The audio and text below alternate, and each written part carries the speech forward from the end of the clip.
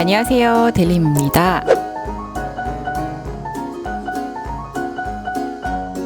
네, 여러분들 이번에 또 황금 연휴가 있죠. 주말과 또 설이 연결되어 있는. 그래서 주변에서 여행을 가시는 분들이 꽤 많으시더라고요. 그래서 저한테 이런저런 카톡 문의도 오고, 또 이런 시즌이 되면 또 여러분들께서 댓글을 그렇게 또 많이 달아주세요. 그래서 이번에는 여러분들이 좀 궁금해하셨던 내용들, 궁금해할 만한 내용들을 엮어서 영상으로 한번 만들어 봤습니다. 네, 바로 여행을 갈 때 환전을 해야죠. 물론 환전도 하지만 제가 또 환전에 관한 영상을 올려놨잖아요. 영상이 이후에 제가 또 걸어드릴 거예요.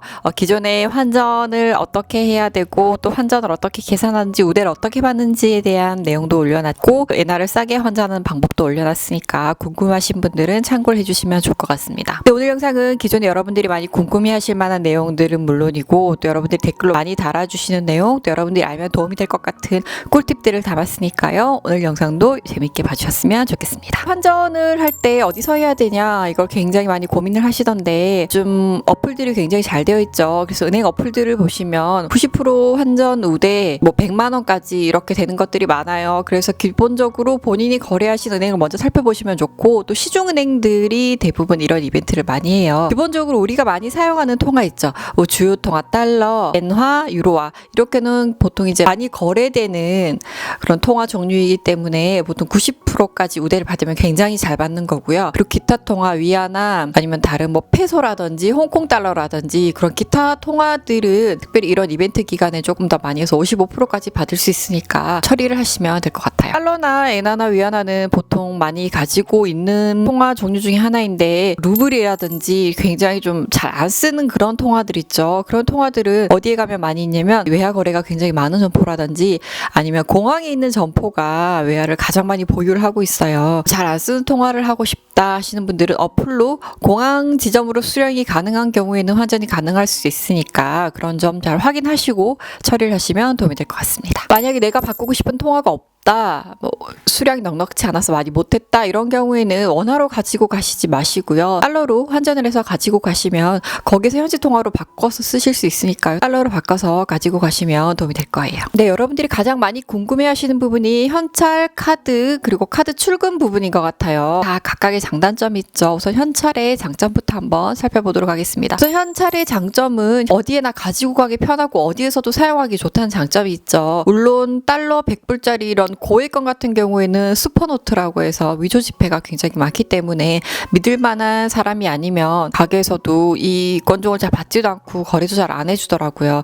제가 이제 미국 여행 갔을 때 그 가이드가 매일 이제 그 사람이랑 거래를 하니까 제가 100불짜리를 내도 거슬러 주더라고요. 믿을 만한 사람이다라는 거죠. 그래서 그런 큰 고액권이 아닌 이상은 웬만한 작은 단위 화폐는 다 잘 쓸 수 있고, 유로화도 잘 받아줬었던 것 같아요, 유럽에서. 그리고 일본은 카드보다는 현금을 선호하고 현금을 더 많이 쓰기 때문에 일본에서도 고액권은 자유롭게 사용을 할 수 있는 편인 것 같습니다. 그리고 현찰의 단점은 분실 위험이 있다는 거죠. 아무래도 잘 보관해야 된다는 그런 단점이 있고, 보통 이런 경우에는 한 곳에 모아서 두기보다는 좀 나눠서 분산해서 가지고 있죠. 여기저기 좀 구석구석 이렇게 돈을 여기저기 좀 끼워 놓는 편이죠. 그래서 가방 전체를 분실을 하지 않는 게 가장 중요하지만, 분실을 하더라도 돈을 좀 분산해서 몸에도 조금 소지를 하고, 가지고 있는 가방, 그리고 배낭 이렇게 여기저기 좀 잘 넣어 놓는 게 제일 중요하고, 어쨌든 여행 계획이라는 티가 나지 않고 좀 타겟이 되지 않도록 하는 게 가장 중요한 것 같아요. 그래서 그런 점 좀 주의하실 필요가 있을 것 같습니다. 자, 그러면 과연 카드의 장점은 무엇일까요? 카드의 장점에 대해서 이야기해 보도록 하겠습니다. 카드는 전 휴대가 쉽죠. 가지고 다니기 쉽고 결제가 편리하고, 또 큰 금액도 바로바로 결제가 가능하다는 장점이 있습니다. 네, 카드는 현금 인출이 편리한 장점이 있습니다. 하지만 이 카드가 모든 카드가 출금이 되는 건 아니고, 출금이 되는 카드가 따로 지정이 되어 있어요. 그렇기 때문에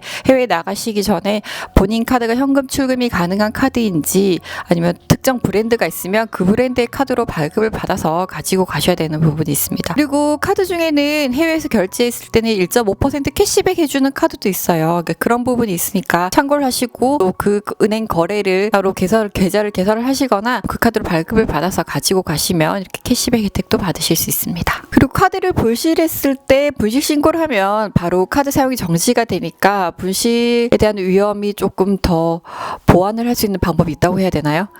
그리고 해외에서 이용을 하실 때 국내에 있는 카드 콜센터로 바로 전화하거나 아니면 해외에 바로 연결이 가능한 콜센터가 있으니까요. 그런 부분도 미리미리 체크를 하시면 좀 도움이 될 것 같습니다. 카드의 단점도 있겠죠, 물론. 카드 사용의 단점은 카드를 발급해서 비밀번호라든지 핀번호라든지 등록을 해서 가지고 가셔야 사용이 가능한 부분이 있고, 아까도 말씀드렸지만 현금 인출 시에는 현금 인출되는 브랜드가 붙어있는, 로고가 붙어있는 카드만 가능하다는 점, 그리고 특정 기기에서 출금을 해야 된다는 그런 부분들도 체크를 하시고 카드를 발급하셔야 되는 점이 있습니다. 요즘 핀이라고 해서 요즘 카드에 보면 노란색 조그만한 칩이, 금융 칩이 달려 있잖아요. 그 칩으로 거래를 하기도 하고 또 마그네틱 이렇게 카드를 긁어서 거래를 하기도 하죠. 예전에 굉장히 오래되긴 했는데 제가 미국에 갔을 때는 그렇게 마그네틱 방식으로 많이 사용을 하고 유럽에서는 핀 방식을 많이 사용을 하더라고요. 그래서 핀 번호 같은 경우에는 보통 이제 비밀번호를 6자리를 등록을 하는데 요즘에는 기본적으로 4자리 등록은 하잖아요. 그래서 4자리 뒤에 00을 붙인 6자리를 사용하도록 등록이 돼서 나오는데, 필요한 경우에는 바꿀 수 있고 또 핀 번호를 알아야지만 거래를 할 수 있기 때문에 카드 사용을 등록을 미리 하시고 비밀번호 등록도 잘 되는지 확인을 하시고 사용을 하길 바랍니다. 그리고 카드는 잃어버리면 사용을 할 수가 없죠. 그래서 보통 여분으로 2개, 3개 정도 가지고 나가는데, 브랜드도 비자를 보통 많이 쓸 수 있긴 하지만 또 마스터만 되는 곳도 있고, 또 특정 지역에는 뭐 중국이나 일본 같은 경우에는 좀 특정 카드 브랜드가 되는 경우도 있기 때문에 본인이 여행을 가고자 하는 나라에서 가장 많이 사용하는 카드 브랜드를 가지고 가시면 좀 사용하는데 편리하지 않을까라는 생각이 듭니다. 그리고 카드 사용은 또 이런 뉴스에서 가끔씩 보이죠. 카드 복제나 분실 위험이 있기 때문에 잘 관리해야 된다는 거. 현금도 카드도 모두 분실을 하게 되면 쓸 수 없고 찾을 수 없기 때문에 그런 부분을 유의해야 되는 것 같아요. 가장 많이 질문을 받았던 내용이기도 한데, 체크카드를 많이 사용하시잖아요, 요즘. 그래서 해외에서도 체크카드를 사용을 하세요. 이제 취소를 했는데 카드가 안 된다 이런 질문을 하시던데, 우리나라는 취소를 하면 빠르게는 바로 되기도 하고 또 며칠 내로 자금이 다시 들어오잖아요. 그런데 해외는 우리나라처럼 그렇게 전산이 빠르거나 잘 되어 있진 않아요. 취소를 하면 바로 즉시 취소가 돼서 바로 계좌로 취소 처리가 되고 돈이 들어오거나 해야 되는데 바로 잘 안 해줘요. 그래서 이게 자동으로 취소가 되려면 30일 정도 걸리는데 그 뒤에는 취소가 되기는 해요. 취소를 했을 때 취소가 되긴 하는데, 문제는 그만큼의 돈을, 빠져나간 돈을 사용할 수 없는 부분도 있기 때문에 체크카드로 거래를 하시고 취소를 하실 분들은 그런 부분도 있을 수도 있다는 점을 항상 염두에 두고 거래를 하셔야 될 것 같아요. 그런 부분도 많이 문의를 하시니까요. 여러분 이런 점도 좀 주의를 하셨으면 좋겠습니다. 그리고 여러분들이 또 많이 궁금해하시는 부분은, 해외에서 이제 결제를 하는데 어떤 통화를 하시겠어요? 가끔 물어보는 곳이 있어요. 특히나 우리나라 관광객들이 많이 가는 곳이나 해외 여행객들이 많은 곳은 아무 생각 없이 나는 한국 사람이니까 이거 원화 카드니까, 원화를 주로 쓰는 카드니까 원화로 결제해 주세요 라고 하는데, 우리나라 원화로 결제하면은 바로 원화로 청구를 하는 게 아니고 원화로 결제를 하면 달러로 바뀌었다가 원화로 다시 바뀌어요. 예를 들어 유로화로 결제를 한다. 유럽에 가서 유로화로 결제를 하면 달러로 바뀌었다가 원화로 바뀌어요. 해외 통화의 결제 기준은 달러예요, 여러분. 그래서 제일 좋은 건 달러로 결제를 하는 게 제일 좋고요. 그럼 원화로 그냥 바로 바뀌지만, 다른 통화로 결제를 하게 되면 달러로 한번 바뀌고 또 다시 원화로 바뀌는 이중 환전이 되기 때문에 여러분들이 그런 부분은 좀 많이 모르시더라고요. 달러로 해주세요 라고 결제를 한 게 여러분들이 좀 환율에 대한 손실 이런 걸 좀 덜 받을 수 있는 부분이 있기 때문에 이런 점도 참고를 해주셨으면 좋겠습니다. 그리고 해외에서 카드 결제가 잘 안 돼요. 카드 오류가 잘 나요. 그런 경우에는 이제 마그네틱 방식과 이제 IC칩 방식이기 때문에 그런 차이에서 오는 결제 오류가 있을 수도 있고, 체크카드인 경우에는 시차가 있죠. 여러분들 아시는지 모르겠지만 체크카드를 사용할 때 점검 시간이 있어요. 혹은 카드사마다 조금씩 차이가 있고 은행마다 차이가 있긴 한데 밤 11시에서 새벽 1시 사이예요. 그렇기 때문에 그 시간에는 체크카드 사용이 안 되는 경우가 가끔 있는 걸 아시는 분들이 계시죠. 그 시간에 카드를 긁었는데 왜 안 되지? 이런 경험을 하신 분들이 계실 거예요. 해외는 아무래도 시차가 있다 보니까 좀 내가 한창 밖에서 막 다닐 시간에 우리나라의 밤 시간과 걸릴 수도 있고, 그러면 결제가 잘 안 될 수도 있기 때문에 그런 부분도 꼼꼼하게 체크하는 습관이 필요하다는 생각입니다. 여러분들이 카드를 쓰실 때 이제 카드를 쓰는 게 유리한가요? 현금을 쓰는 게 유리한가요? 라는 이야기를 많이 해주시는데, 결론부터 말씀드리면 큰 차이가 있다고는 말씀드리기 좀 애매하긴 한데 제가 이걸 설명을 좀 드릴게요. 카드를 긁으면 바로 넘어오는 게 아니라 이게 카드사의 결제 기록이 넘어가는데 며칠이 걸려요. 그걸 매입이라고 하거든요. 그러니까 매입되는 시점에 전신한 매도율. 우리가 이제 환율, 기준 환율을 제가 말씀드렸잖아요. 매매 기준율을. 그 매매 기준율은 여러 가지 어떤 거래를 하느냐에 따라서 환율이 다르게 수수료가 계산이 돼서 붙어요. 현찰을 사고 팔 때 거래, 그리고 외화를 송금하고 받을 때 이렇게 달러의 기준이 여러 가지가 있거든요. 그래서 우리가 현찰을 사고 팔 때는 현찰 매매율을 기준으로 저희가 이제 거래를 하게 되고, 그리고 전신환이라고 하는 거는 말 그대로 현찰이 오고 가는 거래가 아니라 전산상 달러 거래를 할 때 어떤 금액을 기준으로 하느냐인데, 이건 다른 영향을 받거나 현찰이 오고 가야 되는 그런 비용 부분이 빠지기 때문에 현찰보다는 싸긴 한데요. 대략적으로 한 9원 정도 차이가 나요. 만약에 현찰을 제가 살 때 예를 들어서 1,009원에 샀다 그러면 전신환은 1,000원 정도로 거래를 할 수 있는 부분이 있습니다. 달러를 살 때 환율이 떨어졌을 때 사면 조금 더 싸게 살 수 있고, 또 90% 우대를 받으면 거의 한 2원 정도 수수료를 내고 1달러당 2원 정도 수수료를 내고 환전을 할 수가 있지만, 이 전신환 같은 경우에는 제가 아까 말씀드렸듯이 현찰보다 9원 정도가 싸기는 한데, 이제 이건 우대 같은 걸 따로 받을 수 있는 부분은 없잖아요.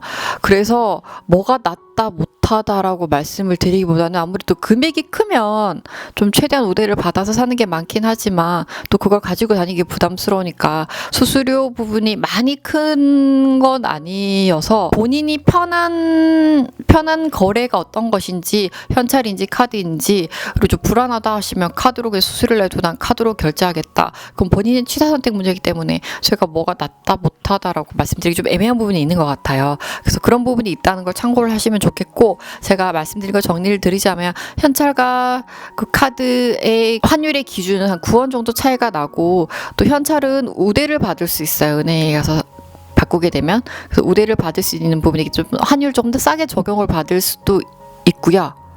그리고 이제 카드를 사용하는 경우에는 뭐 수수료나 이런 부분이 면제해주는 카드를 쓰거나 캐시백을 해주는 카드를 쓰면 좀 본인에게 조금 더 유리하게 다가올 수 있는 부분도 있으니까요. 그건 여러분들이 잘 계산을 해보시고 좀 선택을 하시면 도움이 되지 않을까라는 생각이 듭니다. 그리고 여러분, 현재 가서 현금 출금하는 건 어때요? 라는 얘기를 많이 하시는데, 우선 제가 계속 말씀을 드리고 있지만 현금 출금되는 카드, 그리고 해외에서 사용할 수 있는 그 ATM기에서 출금할 수 있는 카드를 준비해 가시는 것이 가장 중요하고요. 기계가 많진 않아요. 그렇기 때문에 내가 가는 나라의 현금 인출을 얼마나 편리하게 할 수 있는지도 확인을 하셔야 되고, 그리고 출금할 때 건당으로 수수료를 매기는 경우도 있고, 또 금액에 따라 수수료를 매기는 경우도 있어요.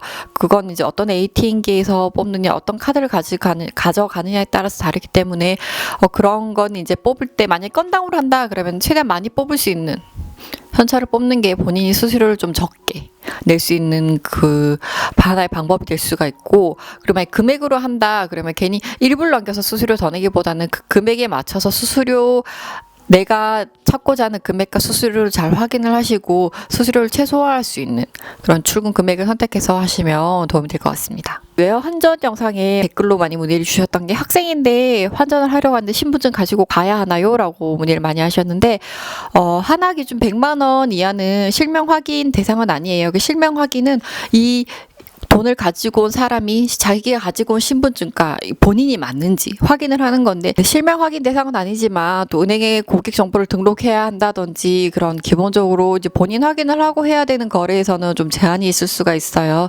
그래서 그런 부분은 본인이 가고자 하는 은행에 좀 확인을 한번 해보시는 게 도움이 될 것 같고, 만약에 안 될 경우에는 부모님과 같이 가셔서 환전을 하시면 도움이 될 것 같습니다. 그리고 은행원 분께서 저 어디 가는지, 며칠 가는지 뭐 물어보셨어요. 이런 거 왜 물어보셨어요? 이런 댓글도 달렸었는데, 그건 그냥 단순하게 거래를 하는 동안 고객분께서 지루하시기도 하실 수도 있고, 또 저도 좀 궁금하기도 하고, 또 좀 서먹하잖아요. 그러니까 어디 가세요? 어디 여행 가세요? 어디 뭐 미국 가세요? 이렇게 물어보고 그냥 이렇게 좀 대화를 유도하기 위한 그런 거니까요. 좀 이상하게 생각을 안 하셨으면 좋겠고요. 우선 여행 가시는 분도 있으면 굉장히 부럽습니다. 저도 가고 싶기 때문에. 그래서 제가 막 여행 갔다가 쓰고 남은 동전 가지고 있다가 막 드린 경우도 있어요. 가서 유럽을 가신다 하셔서 유로와 동전을 드렸는데, 가서 아이스크림 사 먹으세요 하면서 선물로 동전을 드린 적도 있었어요. 그런 거 너무 이상하게 생각하진 않으시고 않으셨으면 좋겠습니다. 그리고 환전 금액에 제한이 있나요? 라는 질문도 해주셨는데 환전 금액에 따로 제한은 없고요. 미화 기준으로 달러 기준으로 1만 불 초과하는 경우에는 외국환 거래법에 따라서 자동 신고 대상이에요. 많은 금액을 가지고 나가는 경우에는 증빙 서류가 필요한 경우도 있어요. 그거는 각 나라마다 이제 현금을 얼마나 외화를 얼마나 소지하고 있느냐에 따라서 그런 서류를 요구할 수도 있으니까요. 혹시나 아주 고익을 가지고 나가셔야 되면은 세무서에서 그런 서류를 미리미리 준비를 해서 가지고 가셔야 되고, 또 자금 세탁 행위 테러 집단에 막 원조를 한다고 그런 자금을 큰 금액을 이제 나쁜 용도로 사용하기 위한 자금이 아닐까 그런 의심을 받을 수도 있기 때문에 여러분들이 그런 큰 금액은 항상 좀 주의를 기울이시고 가지고 나가실 필요가 있습니다. 단순하게 여행을 가는데 뭐 1, 200 이 정도 남은 문제가 안 되니까요. 고익을 가지고 오는데 세관에서 굉장히 민감하게 반응을 하기 때문에 그런 부분 좀 정확하게 알고 가지고 가시는 게 중요합니다. 네, 오늘은 여러분들이 좀 많이 궁금해 하실 만한 그런 질문들을 뽑아서 제가 영상으로 한번 찍어봤습니다. 황금 연휴 방학 기간, 휴가 기간에 여러분들이 특히나 제 영상을 많이 보시는데 이 영상을 보시는 분들 여행 즐겁게 잘 다녀오시고 안전하고 건강하게 아주 즐거운 여행 되시길 바랍니다. 여행 잘 다녀오시고요. 그럼 전 다음에 더 유익한 영상을 가지고 돌아오겠습니다. 우리 다음 영상에서 만나요.